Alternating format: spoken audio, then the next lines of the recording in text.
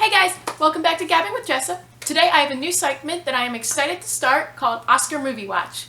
During this segment I will be reviewing movies that have won Academy Awards for whether that be Best Picture, something in acting, maybe the music, anything really.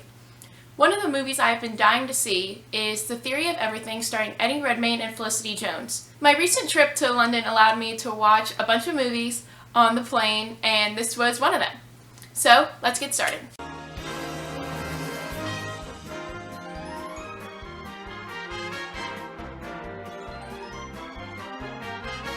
The Theory of Everything was released in 2014 and was nominated for 5 Oscars during the 87th Annual Academy Awards.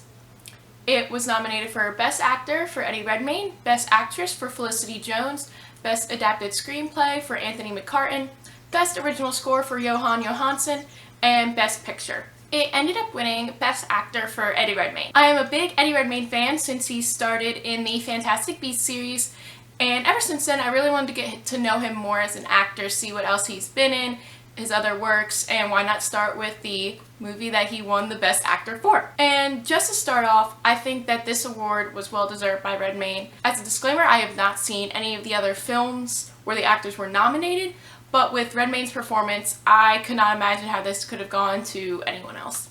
The movie starts off with Stephen Hawking in his graduate college days and he meets Jane Wilde and they begin their love story. One thing that I noticed in these early scenes was how Redmayne was slowly starting to show the early signs of his disease by either shaking or dropping a pen in his professor's office. There are more obvious signs of his disease, like when his legs give out and he falls down, but that doesn't come until later on in the movie.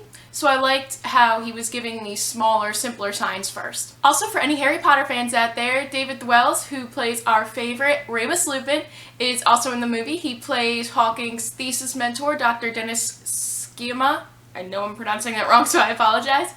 And he does an amazing job, and I love his character in this. We later find out that Hawking has been diagnosed with a motor neuron disease, most famously known as Lou Gehrig's disease, and he is given about 2 years to live. Now, this part of the movie is where I thought that Redmayne and Jones really shined, as the disease starts to take over Hawking's life, where he is confined to a wheelchair and eventually gets a tracheotomy, where he can no longer talk. Redmayne just does so well portraying his demise, but still keeping an upbeat spirit while continuing his research in physics. Hawking actually wrote his most famous work, A Brief History of Time, while he was using the built-in voice synthesizer. Getting the voice synthesizer was actually one of my favorite scenes because Jane was so surprised that it had an American accent instead of an English one.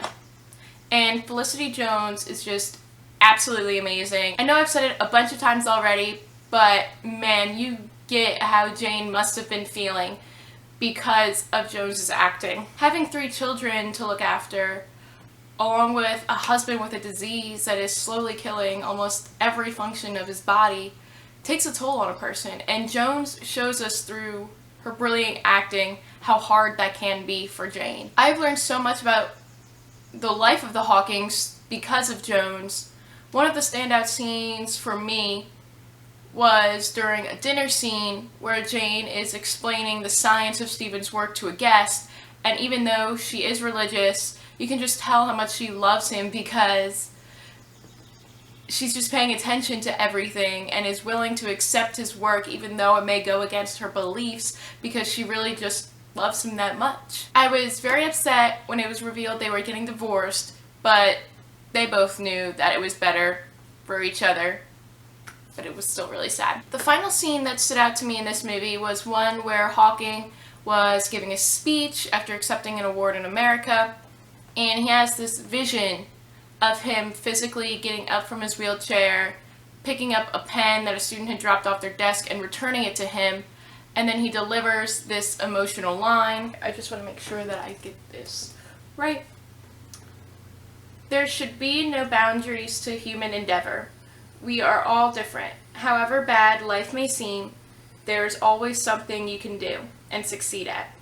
While there's life, there is hope. It was so powerful and impacting that my heart just melted during this part. The movie also ended in the sweetest of ways with Jane and Stephen reconnecting, Stephen was invited by Queen Elizabeth II to receive the Order of the Champion's Honor, and he invited Jane out along with the whole family, and they're just looking out onto the yard, and the movie gives us quick clips of how they met and getting married and their life together, and it was just a very beautiful ending to their story. But of course, that's just my opinion. I would love to hear what you guys have to say, so leave me a little something in the comments below. Don't forget to like and subscribe if you want to see more content like this. If you are interested in watching The Theory of Everything, it is available on Netflix, so go check it out. Thanks so much for watching, and I'll see you in my next video.